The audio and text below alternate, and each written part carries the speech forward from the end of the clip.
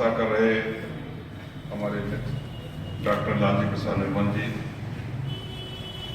सभा मंच पर उपस्थित रमन जी, अशोक बौद्ध जी, बराती लाल चौधरी जी, मोतीलाल जी, जयश्री आनंद जी, संतोष कुमार जी, ऋतु पासवान जी और सभा का संचालन कर रहे मास्टर सियाराम जी और सभा में उपस्थित सभी भाइयों और बहनों, साथियों, आज का विषय है समग्र विकास और सामाजिक न्याय का संघर्ष। सामाजिक न्याय हम अक्सर सुनते रहते हैं कि हम सामाजिक न्याय की लड़ाई लड़ रहे हैं। सामाजिक न्याय है क्या? एक विचार के रूप में सामाजिक न्याय की बुनियाद इस बात पर आधारित है कि सभी मनुष्यों को एक समान माना जाना चाहिए। सामाजिक न्याय का अर्थ है कि मनुष्य मनुष्य के बीच जाति, धर्म, लिंग, नस्ल या सांस्कृतिक पूर्वाग्रहों के आधार पर कोई भेदभाव नहीं होना चाहिए, उनके विकास में कोई रोड़ा नहीं बनना चाहिए। कहने का अर्थ है कि सामाजिक न्याय का मतलब यह है कि समाज में हर व्यक्ति के पास कम से कम न्यूनतम ऐसे संसाधन अवश्य होने चाहिए कि वह अपने व्यक्तित्व का विकास करना चाहे, विकास की मुख्यधारा में आना चाहे, तो वह अवसर किसी अन्य अवरोध के द्वारा उससे छीना न जाए। और भारत के संदर्भ में जो ऐसा अवरोध है उसमें सबसे ऊपर स्थान जाति का आता है। हमारे बहुत सारे वक्ताओं ने जाति के बारे में बताया और ये बात सत्य है कि जाति एक भारतीय समाज की ऐसी सच्चाई है कि व्यक्ति जिस जाति में पैदा होता है उसी में खाता है, उसी में पीता है और उसी में मरता है। सारी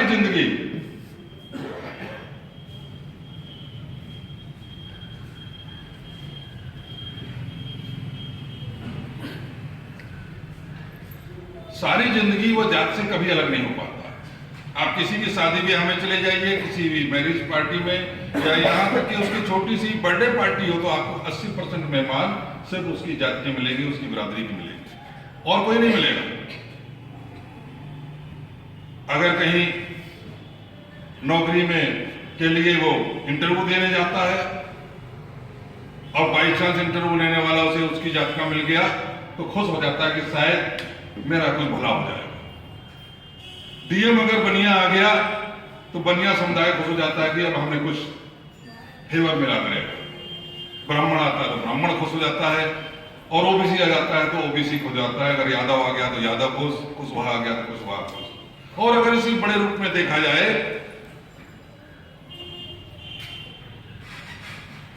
तो अगर दलित आ गया तो ओबीसी सोचता है कि चलो ऊपर वाला तो कुछ फायदा नहीं करेगा, नीचे वाला फायदा करेगा।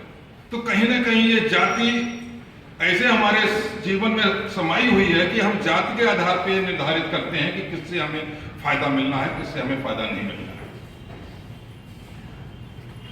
यहां तक कि जाति के आधार पर आपको सम्मान भी मिलता है। आप कितने भी बौद्धिक हों, प्रतिभाशाली हों, अगर आप ऑफिस में सेक्शन ऑफिसर हैं और अगर आप एससी हैं तो आपको वो सम्मान नहीं मिलेगा जो आपके चपरासी अगर वो ब्राह्मण है उसको सम्मान मिलेगा। और अगर आपके यहाँ 4 चपरासी हैं, उसमें एक ओबीसी है, एक ब्राह्मण है और एक एससी है और एक मुस्लिम है, तो आप सोच लीजिए कैसे किस नाम से उसे बुलाया जाता होगा। एक को तो पंडित जी कह के बुलाया जाता होगा और एक नाम रमेश है तो रमेशवा कह के बुलाया जाता होगा। ये हाल है जाति का हमारे समाज में। और इसीलिए जब संविधान का निर्माण हो रहा था और जब सामाजिक न्याय की बात आई तो ये इस बात का एहसास करके कि जब तक जाति का प्रभाव इस समाज में है तो जाति के वजह से जो शोषित होकर वंचित वर्ग में बदल गया है समाज का जो बड़ा हिस्सा जिसको कि एससी कहा जाता है, या उसके बाद जो पिछड़ा कहा जाता है, इस एससी एसटी ओबीसी का प्रतिनिधित्व शासन प्रशासन में तब तक नहीं हो सकता जब तक जाति रूपी अवरोध पर अंकुश न लगाएगा। और इस अंकुश लगाने की प्रक्रिया को आरक्षण कहा गया। संविधान की धारा 15(4) और 16(4) में आरक्षण का जिक्र है। उसमें आरक्षण शब्द कहीं नहीं है। उसमें कहा गया है कि यदि सरकार, यदि शासन ये देखता है कि सामाजिक और शैक्षिक रूप से पिछड़े हुए वर्ग का प्रतिनिधित्व किसी जगह पर उचित नहीं है, तो वह उसके लिए विशेष प्रबंध कर सकता है। इसी विशेष प्रबंध को आरक्षण कहा जाता है। लेकिन दुर्भाग्य है कि हमारे लोग उसको आरक्षण की बात करने में शर्म महसूस करने लगते हैं और दूसरे लोग कहते हैं कि साहब कब तक बैसाखी लेके चलते हो। तो आरक्षण कोई भीख का मामला नहीं है, ये आपकी भागीदारी का मामला है, आपके हिस्सेदारी का मामला है। जनसंख्या के हिसाब से आपका हिस्सा किसी जगह मिलना चाहिए, चाहे वो सार्वजनिक निगमों का मामला हो या सरकारी नौकरियों का मामला हो या शिक्षण संस्थानों में आपकी उपस्थिति का मामला हो, आपको आपकी जनसंख्या के हिसाब से मिलना चाहिए। क्योंकि जात की वजह से वो संभव नहीं है, इसलिए आरक्षण किया गया है और वो आपकी इसलिए हिस्सेदारी, आपकी भागीदारी का मामला है, कोई भीख का मामला नहीं। और ये आरक्षण का मामला जो सामाजिक न्याय का एक सशक्त माध्यम है, वो कि सिर्फ भारत में नहीं है, दूसरे देशों में भी है, कनाडा में भी है, न्यूजीलैंड में भी है, अमेरिका में भी है। जो सबसे ज्यादा विकसित देश संसार कहलाता है और सबसे ज्यादा शक्तिशाली देश है, वहां भी आरक्षण है, उसे अफर्मेटिव एक्शन कहा जाता है। लेकिन फिर भी कहा जाता है कि साहब इस जाति पे आधारित आरक्षण ने इस देश को बर्बाद कर दिया, इस देश को बर्बाद कर दिया। वो कभी भी अमेरिका जैसे देशों की ओर नहीं देखते कि वहां पर अफर्मेटिव एक्शन के बावजूद वहां पर समाज कितना विकसित हुआ है। वो हमेशा इस जाति आधारित आरक्षण की बात करते हैं, लेकिन जाति समाप्त करने की कभी बात नहीं करते। जाति बनी रहे, आप अपनी जात में शादी करते रहो, जात के आधार पर आपको सम्मान भी मिलता रहे, लेकिन नौकरियों का मामला आए या शिक्षण संस्थानों में प्रवेश का मामला आए तो वहां पर जात के आधार पर आरक्षण ना हो, बस यही उनकी मांग है। दरअसल ये आरक्षण का मामला जात से जुड़ा है और जात का मामला मानसिकता से जुड़ा है। इस मानसिकता को जब तक नहीं खत्म किया जा सकता तब तक जाति खत्म नहीं हो सकती, और जब तक जाति खत्म नहीं हो सकती तब तक आरक्षण इस देश में लागू रहेगा। वो उसको हटाना किसी के माइक लाल में दम नहीं है, आपको मान के चलना चाहिए।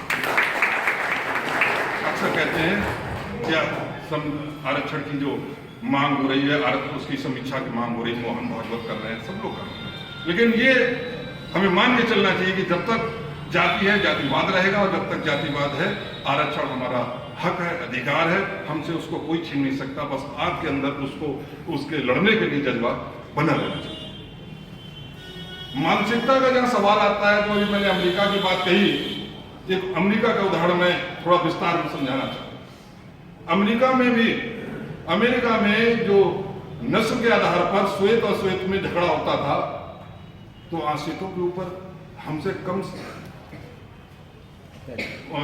उनका शोषण नहीं हुआ, हमसे कम अत्याचार नहीं हुआ। उनको भी पशुओं के साथ की तरीके से उनके साथ व्यवहार होता था, जंजीरों से बांधकर उनसे काम करवाया जाता था, लेकिन उनके अंदर अधिकारों के प्रति लड़ने का जज्बा पैदा हुआ। और 60 के दशक में यह हाल हो गया था कि आए दिन खबर में, अखबारों में खबर छपती है कि आज 4 अश्वेत मार दिए गए, तो दूसरे दिन खबर आती थी 4 श्वेत मार दिए गए, 4 गोरे मारे गए तो 4 काले मारे गए, इस तरह खबरें आती। आखिर में उसका परिणाम ये हुआ कि अमेरिका के बुद्धिजीवियों को समझ में आ गया कि जब तक अश्वेतों को उनका हक अधिकार नहीं दिया जाएगा तब तक इस देश का विकास नहीं हो सकता, इस देश में शांति स्थापित नहीं हो सकती। और उसके लिए बाद में सबने बैठकर ये फैसला किया कि हमें उन्हें इस अश्वेत समाज को विकास की मुख्यधारा में लाना होगा, और उसके लिए अफर्मेटिव एक्शन के तहत आरक्षण वहां पर शुरू किया गया। आज जनरल मोटर जैसी कंपनी, माइक्रोसॉफ्ट जैसी कंपनी अपना जब वार्षिक रिपोर्ट पेश करती है तो उसमें बताती है कि हमने अफर्मेटिव एक्शन में कितना पैसा खर्च किया, कितना रुपया खर्च किया, और उसको ही उनकी प्रगतिशीलता का, उनका फॉरवर्डनेस का, एडवांस होने का प्रतीक माना जाता है। हमारे यहाँ ऐसा नहीं है। हमारे यहाँ तो अगर प्राइवेट सेक्टर को रिजर्वेशन की बात आज से 10-15 साल पहले शुरू हुई थी, आज भी नहीं हुआ, लेकिन जैसे हुआ वैसे राहुल बजाज जैसे लोग उसके विरोध में आ गए कि उससे जो है इंडस्ट्री नीचे चली जाएगी, जबकि वहाँ ऐसा नहीं है। वहाँ पर उनको, जबकि रूल कानून नहीं है, एक उनकी मानसिकता बदल गई। कानून नहीं है, तो कानून है तब आरक्षण का लाभ आपको नहीं दिया जा रहा है, उसको छीनने की कोशिश किया जा रहा है। वहाँ तो एक सहमति बन गई कि इस वर्ग को हमें विकास की मुख्य धारा में लाना है और उसके लिए अब हमें जो भी हमारा फर्ज है वो हमें करना है।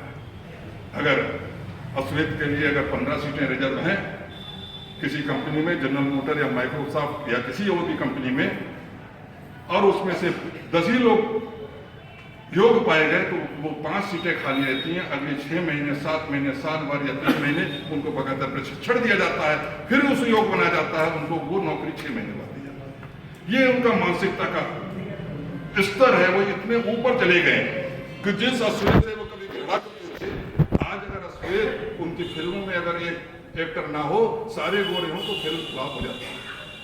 आज अगर बराक ओबामा 8 साल लगातार उस देश का प्रेसिडेंट रहा है जहां की गोरों की संख्या 80% है, अश्वेत की संख्या 15 से 20% है, तो वो सिर्फ इसलिए कि वहां के गोरों में, वहां के श्वेत लोगों की मानसिकता में बदलाव आया।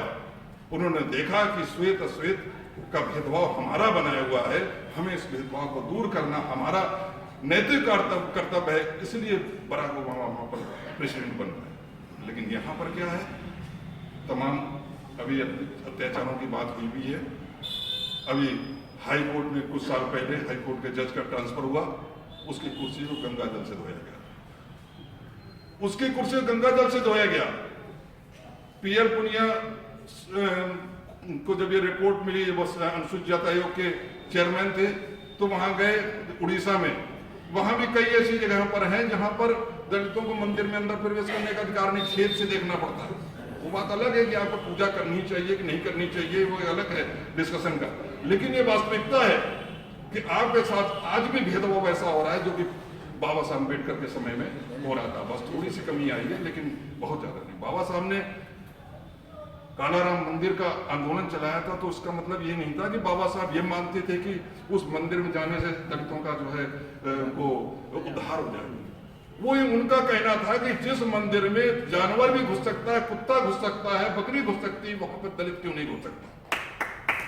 ये आत्मसम्मान का मामला था, आत्मसम्मान का मामला था। क्योंकि अक्सर जब कभी खबर छपती है कि साहब फलानी जगह दलितों को मंदिर में घुसने से रोका गया, तो बहुत से हमारे साथी कहते, उनको गाली देते कि गए क्यों मंदिर में।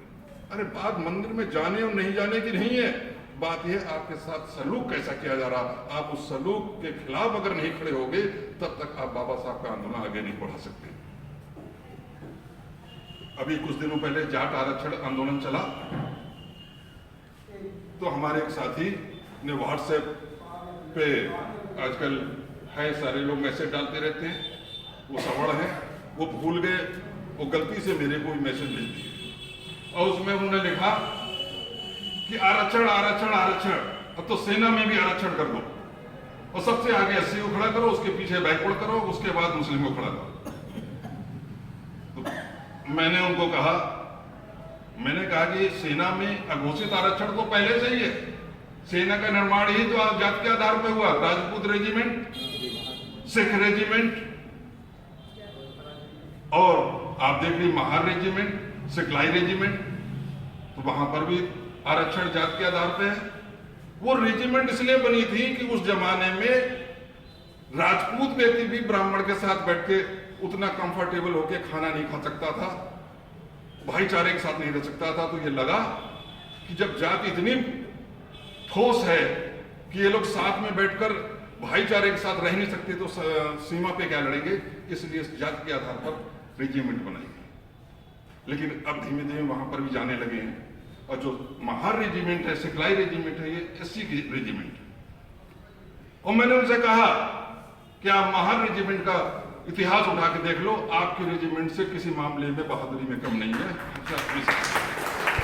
आज भी उठा के देख लो, आज भी प्रॉपर वे में रिजर्वेशन नहीं। हम तो मांग करते हैं कि वहां पर रिजर्वेशन होना चाहिए, क्योंकि बॉर्डर पे जितने लोग मरते हैं, आप उनके नाम उठा के देख लो, उसमें 90% 95% एससी या ओबीसी होते हैं। कोई भी मिश्रा और सिंह वहां पर नहीं मिलता। आप देख लो पिछले 15 साल से, जब से 15 दिन से अभी जो लड़ाई चल रही, कितने लोग मरे, उनके नाम उठा के देख लीजिए, सब हमारी आदमी। तो बहादुरी में हम कहाँ पीछे हैं? हम अपने अधिकार की मांग कर रहे हैं, संसाधनों में अपनी हिस्सेदारी मांग रहे हैं, तो इसका मतलब नहीं हम अपने देश से प्यार नहीं करते। देश के लिए जीना भी चाहते हैं, देश के लिए मरना भी जानते हैं, और देश के जो संसाधन में है उसमें अपना हिस्सा भी मांगना अपना अधिकार समझते हैं। और मैंने उनसे कहा कि अगर जाति इतनी खराब है, अगर जाति आधारित आरक्षण इतना खराब है, तो जाति को खत्म करने के लिए क्यों नहीं आते? और जाति को खत्म तभी किया जा सकता है जब तक अंतर जाति विवाह नहीं होते।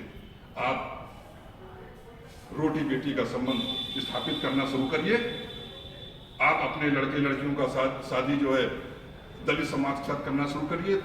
तो बोले आप पहले ओबीसी और एससी क्यों नहीं बात करते? मैंने कहा धारा तो जो है ऊपर से बहती है, जाति आपने पैदा करी है, तो जहां से नदी बह रही है पहले आप वहां से शुरू करिए। हम ओबीसी के साथ भी हमारा अपने आप शुरू हो जाएगा, पहले आप ब्राह्मण कन्या से शुरू करिए, शादी ब्याह, फिर देखिए कैसे जाति व्यवस्था का कैसे नहीं होता। खैर वो तो मेरे डिपार्टमेंट के थे, मेरे सामने जल्दी नतमस्तक हो गए और हाथ जोड़ दिए। लेकिन कहने का मतलब यही है कि आरक्षण जो है सामाजिक न्याय का एक आधार है, उसका गरीबों उन्मूलन से कोई मतलब नहीं, आर्थिक आधार से कोई मतलब नहीं, वो आपकी हिस्सेदारी का मामला है। इस बात को आपको हमेशा अपने दिमाग में रखना चाहिए। अब शिक्षा का मामला देखिए, हमारे एक साथी ने बोला कि जब तक शिक्षा का विकास नहीं होगा तब तक समाज का विकास नहीं हो सकता।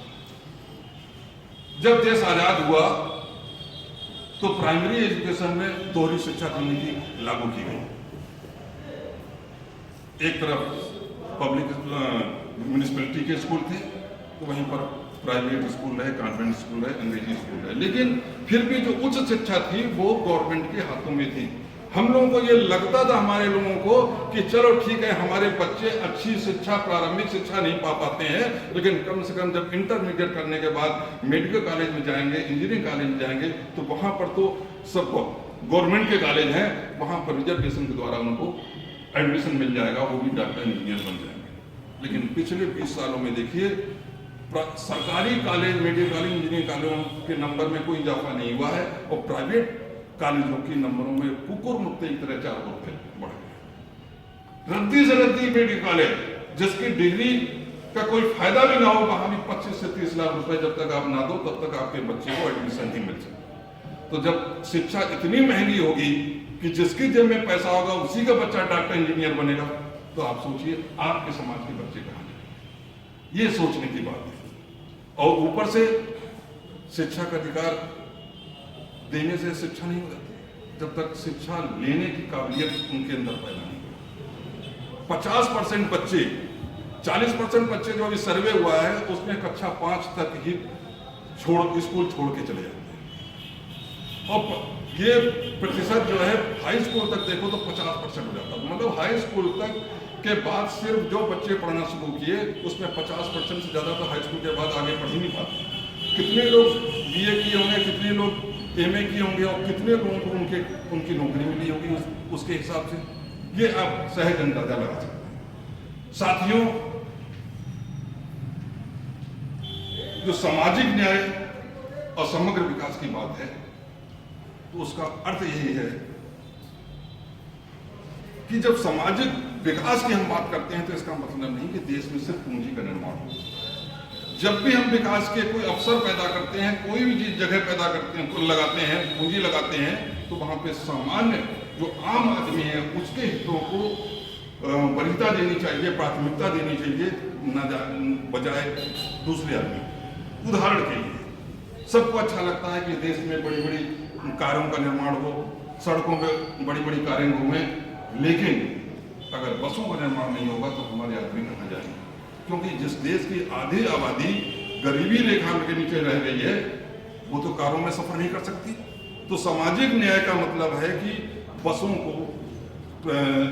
बसों में का निर्माण ज्यादा होना चाहिए, जिससे कि आम आदमी भी यातायात के सुगम साधनों का उपयोग कर सके। इसी प्रकार उच्च शिक्षण संस्थान आवश्यक है, लेकिन संस्थानों की फीस स्ट्रक्चर ऐसा नहीं होना चाहिए कि इस देश का जो गरीब समाज है उसके बच्चे वहाँ पर एजुकेशन लेने के लिए पहुँचना पाए, और शिक्षा जो मिले उसके अनुरूप उनको रोजगार के भी अवसर उपलब्ध कराना चाहिए।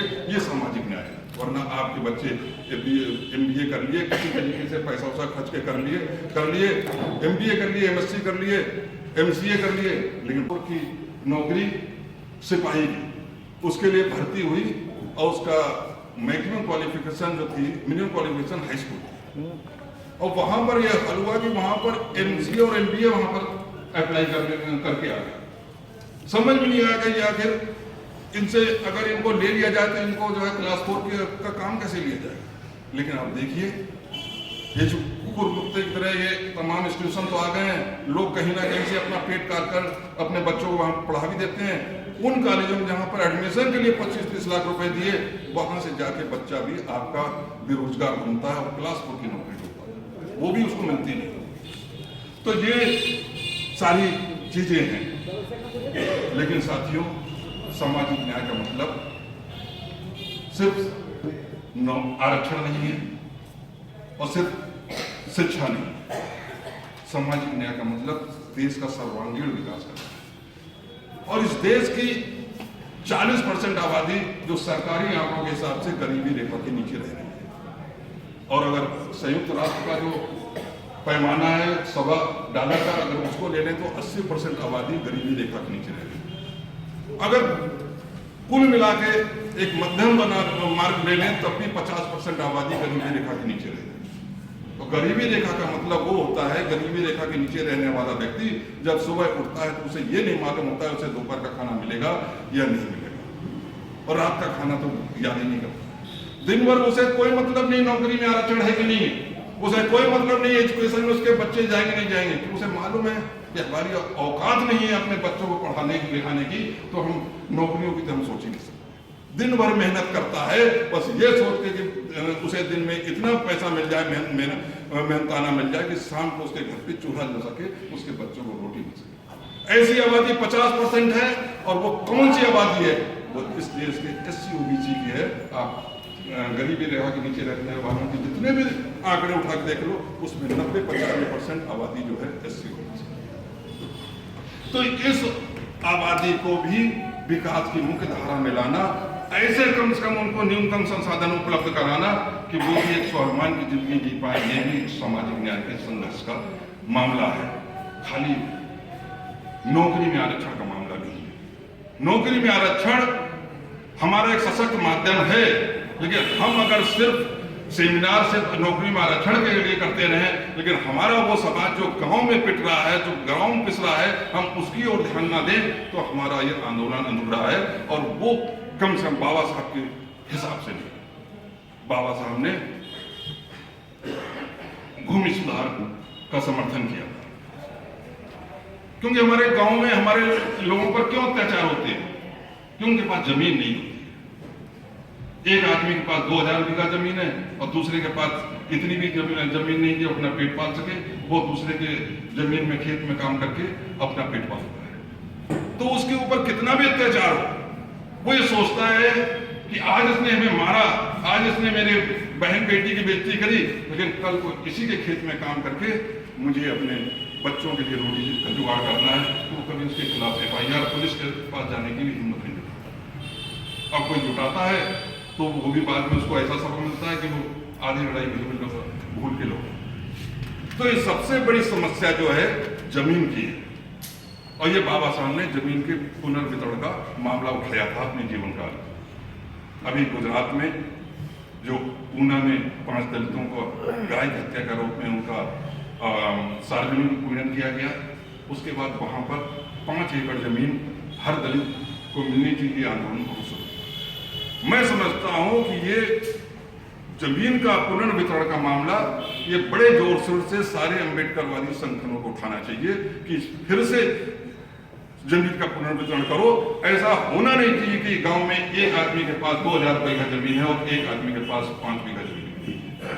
तो जब हमारे समाज के पास जमीन होगी, हमारे हर आदमी 5-5-10 बीघा जब 5 एकड़ जमीन होगी और वो अपने रोजमर्रा की जिंदगी के लिए समाज की दबंग जातियों के ऊपर निर्भर नहीं होगा, तो कम से कम उसके अंदर इतनी तो ताकत आएगी कि हमारे उसके ऊपर जब उत्पीड़न हो तो पुलिस के पास जाकर रिपोर्ट लिखा सके। और ये तभी होगा जब वो रोजमर्रा के कामों के लिए दबंग जातियों पर, उच्च जातियों पर, ब्राह्मण ठाकुरों पर निर्भर है। तो ये हमें अपने आंदोलन में जमीन का मसला, जमीन का मामला जोड़ना पड़ेगा। ये निर्मल जी से भी हमारी बात हुई है, लखनऊ में हम लोगों ने इस बात को भी उठाया है, लेकिन ये बड़े लेवल पर नहीं उठ पा रहा है। लेकिन हम लोगों की कोशिश है कि जमीन के पुनर्वितरण के मामले को भी सामाजिक न्याय के संकट में जोड़कर एक बड़ा आंदोलन खड़ा किया जाए, जिससे कि सरकार इस बात को पर सोचने के लिए विवश हो जाए। साथियों, समस्या यह है कि सामाजिक न्याय की बात तो बाबा साहब अम्बेडकर के टाइम से हो रही है और आज भी सबका साथ सबका विकास की बात हो रही है, लेकिन जो हालात हैं उसमें तो कहीं पर जब सबका साथ सबका विकास तो तभी होगा जब उसको अवसर प्रदान किए जाएंगे। एजुकेशन इतनी महंगी कि अपने बच्चे को पढ़ा नहीं सकते, और अगर पढ़ा लिए लगे तो उसको आपको एजुकेशन के हिसाब से आपको नौकरी नहीं मिलेगी। और दूसरी ओर जो नौकरी है वहां पर आरक्षण है, तो आरक्षण की समीक्षा करके उसको भी छीनने की तैयारी की जा रही है। तो ये आपको एक ऐसे भ्रम जाल में फंसाया जा रहा है कि आप उसी भ्रम में फंसे रहें और वो सत्ता फिर से आपके ऊपर स्थापित हो जाए जो आपके 4000 वर्षों से शोषण का, आपके उत्पीड़न का की जिम्मेदार है। इस बात को हमें समझना है। आज जातियों को आपस में लड़ाया जा रहा है। मैं शाहजहांपुर में था, वहां हमारे कुछ कहने लगे कि साहब फला जात से अच्छा एससी की जात से, कि साहब जाटव समाज से, मैं सीधे बोलता हूँ, वो गैर जाटव समाज की बात हो रही थी, बोले जाटव समाज से अच्छा तो जो है ब्राह्मण है, वो तो कम से कम मैं सुनता है। मैंने कहा भैया क्या सुनता है तुम्हारा? का वो सारा रिजर्वेशन का फायदा उठा लेगा। अरे मैंने कहा तुम उनसे तो लड़ भी सकते हो, बात भी कर सकते हो और कह सकते हो कि हमारा भी हिस्सा ले रहे हो, कुछ ऐसा समझौता कर सकते हो। तुम उनके पास जा रहे हो जो तो 4000 वर्षों से तुम्हें लतियाते रहे, तुम्हारे पूर्वजों का उत्पीड़न करते रहे, वो तुम्हें क्या देंगे? तो ये बात भी हमें समझनी चाहिए कि हमें आपस में भी लड़ाने की तैयारी की है, और जैसे जैसे चुनाव पास आ रहे हैं ये हमें आपस में लड़ाने का, बांटने का काम और तेज होगा। इस बात को हमें दिमाग में रखना होगा। धर्म के आधार पर तो लड़ाया जा रहा है। आप देखिए, पहले अखलाक की हत्या हुई और बाद में अखलाक की हत्या पर जिसने मोमबत्ती जुलूस निकाला हैदराबाद में, उस रोहित वेमुला को मजबूर कर दिया गया अपनी आत्महत्या करने के लिए। तो ना तो मुस्लिम सुरक्षित है, ना ही दलित सुरक्षित है। और रही ओबीसी की बात, तो ओबीसी भी ज्यादा सुरक्षित नहीं है। आप सेंट्रल यूनिवर्सिटी में उनका जो फ्यूचर्स में असिस्टेंट प्रोफेसर रिजर्वेशन था वो समाप्त कर दिया गया है। और जब रिजर्वेशन खत्म हो जाएगा, एससी का रिजर्वेशन खत्म होगा, तो ओबीसी को रिजर्वेशन कहां से मिलेगा? क्यों? रिजर्वेशन की लड़ाई तो हमेशा एससी लड़ता है। 2006 में जब अर्जुन सिंह मानव संसाधन मंत्री थे और उन्होंने उच्च शिक्षा में रिजर्वेशन लागू किया ओबीसी का, तो ओबीसी सड़क पे नहीं आया उसके समर्थन में। जब उसके विरोध में आंदोलन हुआ वहां पे दलित है। तो आरक्षण की लड़ाई तो हमेशा दलित लड़ता रहा है, और आरक्षण समाप्त हो गया तो खाली दलित का नुकसान नहीं, वो ओबीसी का है। इन बातों को हमें समझना होगा। और एक और बात कि हम अक्सर राजनेताओं के ऊपर लगे रहते हैं, राजनेताओं से उम्मीद करते रहते हैं कि फला राजनीतिक पार्टी आ जाएगी तो हमारा भला। और होता क्या है, चाहे कोई भी राजनीतिक पार्टी हो, उसे कुर्सी के लिए कहीं ना कहीं समझौता करना पड़ता है। और वहां पर जब वो समझौता करती है तो वो समझौता किसके साथ होता है? वो आपके हितों के साथ।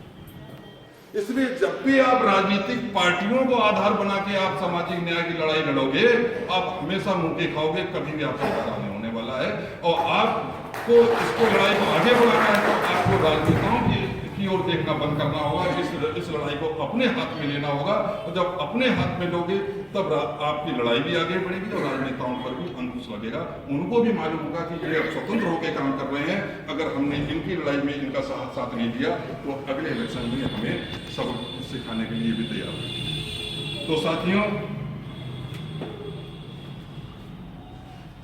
मैं अपनी बात को आगे न बढ़ा के यही सवाल कर रहा हूँ कि हमारे मित्र हैं लालजी मनोज जी, इनको लखनऊ भी जाना है। मुश्किलों में भाग जाना आसान होता है, मुश्किलों में भाग जाना आसान होता है, हर लम्हा जिंदगी का इम्तिहान होता है। अरे डरने वाले को कुछ मिलता नहीं जिंदगी में, लड़ने वाले के कदमों में सारा जहान होता है। जय हिंद, जय भारत।